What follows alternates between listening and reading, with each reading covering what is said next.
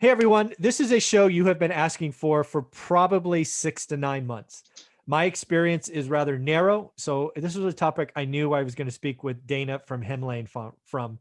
So Dana, how you doing this morning? I'm doing great. Thanks for having me. Awesome. So one of the things that I get asked all the time is, what's an effective property management fee? And I give my experience, but it's pretty narrow, right? So you deal with lots of property managers, you have relationships across the country. So I thought we should talk about property management fee. How do you align fees with performance and that kind of discussion? So what do you see? What do you think's kind of best of breed?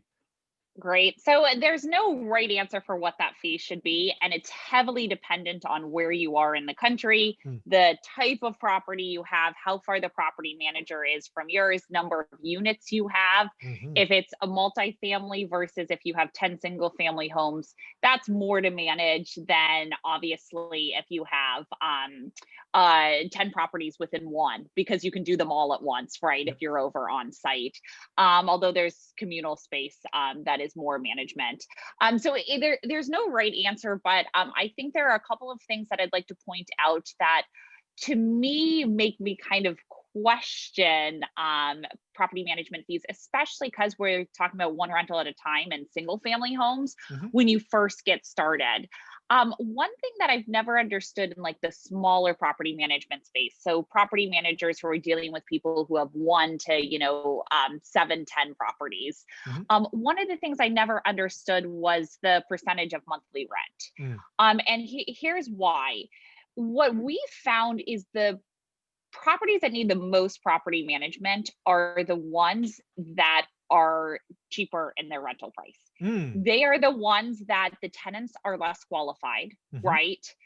Like you don't have credit scores, right? A lot of them might not have credit scores. We're talking about Section C, Mhm. Section D, or they might have bad credit. So you're really looking through that and understanding why.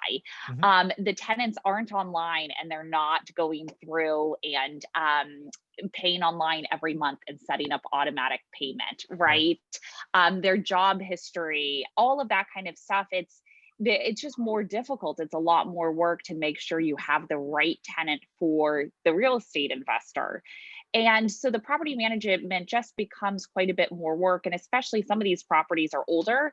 So it's more repair coordination, right? So the percentage of monthly rent has never made sense to me. I mean, you see properties here in San Francisco where they're still charging 10% Mhm. and it's a $7,200 a month rental at $720 a month when you have someone in at that one works at Google, Mhm. one works at Apple, they both pay automatically online and they're usually never home or they're working on their computers the whole time that Yeah. like literally now they're of course always at home but like Yeah. if anything they're just on their computers like you and me here where it's like gosh there's not going to be that much damage and they're going to be paying on time they all have credit scores over 800 like, is there really a reason to be charging $720 still? And so the percentage of monthly rent, it makes a bit more sense when you get to larger multifamily, and Sure. then there's discounts on it. But I always wondered that why some of the best property managers I've seen on the innovation side coming out here are ones that are charging flat rate Yeah. and that aligns a lot more of hey even if you have a super expensive property Yep. the fees still make sense and it's not going to be something egregious those are ones that I like a lot so that's kind of the first point I would bring Yeah, up. and that's actually been my experience. So when I started doing this all this years ago, everybody was percent of rent, right? When I started Mhm. doing this, I don't know, 18, 19, 20 years ago. It really did switch to a flat fee, at least in my portfolio, probably 2000 late mid maybe mid 2018. And again, to your point, I have a different flat rate for units than I do houses. In Yep. my portfolio. So again, it's based on amount of work. You split costs, things of that nature. So yeah, I totally agree. The other thing that I've seen out there, I'd be interested about is some property managers. Again, I hear this from others. I don't pay this, given my relationship, but a lot of people charge a lease-up rate, right? When the property goes vacant, they want to charge a lease-up for finding that next tenant. So what do you think about lease-up fees? Is it a flat fee? Is it a half month's rent? What do you think?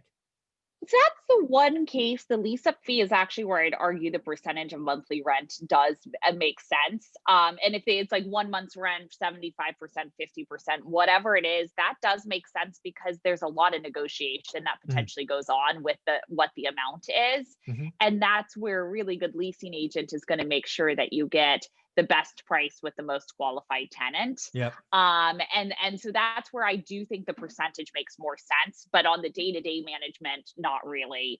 And it's interesting with those lease up fees because there's a lot of caveats you see in these lease agreements.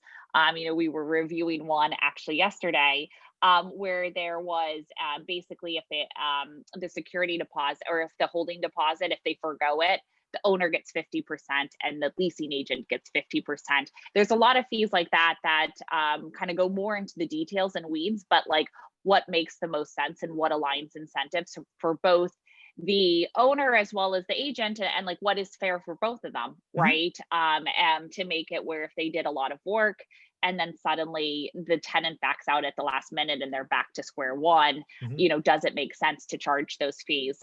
So people are getting very creative, I think, with some of these fees, but I do think the percentage is okay when you talk about leasing.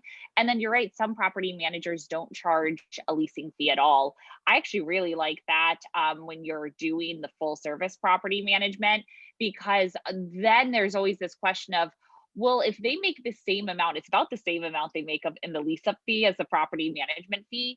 What is their incentive to try to tell a tenant who says, I'm going to move next door? Mhm. What is their incentive to try to renegotiate and say, well, how can we keep you here for another year? How can Right. we make you happy?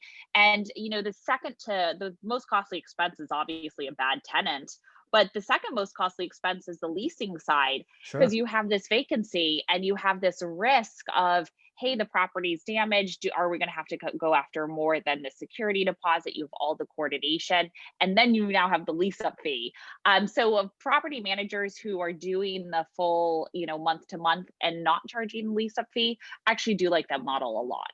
Yeah, the one thing I would say is if you have a property manager out there charging you a percentage of that first month's rent, I always tell them to push back and get a guarantee, right? Yeah. Hey, I want a year's guarantee, and if they get out or we have to evict, I'm not paying this twice. That's something I Yep. definitely recommend. Yep. Definitely agree on that. Yeah. And then, what do you think about where do you see kind of the ability when you're a relatively new landlord, one rental at a time? What's the quantity where you think you can go back to a property manager, go, hey, give me a little discount? Where do you see that magic number? Do you have a rule of thumb? Yeah, well, I think it depends if you're on multifamily or single family. If you're in single family, the best thing to do is actually ask your property manager what are the average number of units that each one of your clients has. Hmm. Because if they say 1 to 2 or three, right, which I'm guessing for a lot of those, it's probably their clients have like 3 properties or something or less Okay. than that. If you can go back to them and figure that out, then at what point are you considered a larger client. There you go. And they want that. They want run relationship. They don't want 3 or 4. Right. So from that perspective, then you'll really be able to renegotiate with them and say, okay, I've reached this number of units. What is your pricing for your larger customers? I Because you like it. suddenly know you're in that. If they say, yeah, I've got 3 people who have 50 properties and everyone else is, ones or twosies, then, okay, even when I get to probably 4 properties, they can see me getting to that 50 Right. units and want to renegotiate. Oh, that's great advice. And again, folks, one of the things, again, by working with Hemlane is you get somebody who has experience across the country. I do not have that. I am one rental at a time in Fresno, California. So, Dana, if folks want to check out Hemlane or get a hold of you, how should they do that? Yeah, you can go directly to hemlane.com, HEMLANE.com, or you can email me, Dana, DANA, at hemlane.com. Very good, folks. And just so you know, they have a 30-day trial on their site. You can check it out, get used to the application. And if you want to sign up, use the coupon code ZUBER, ZUBER, and you get 20% off. Thanks, Dana. This is a lot of fun. Great. Thanks for having me. Yep.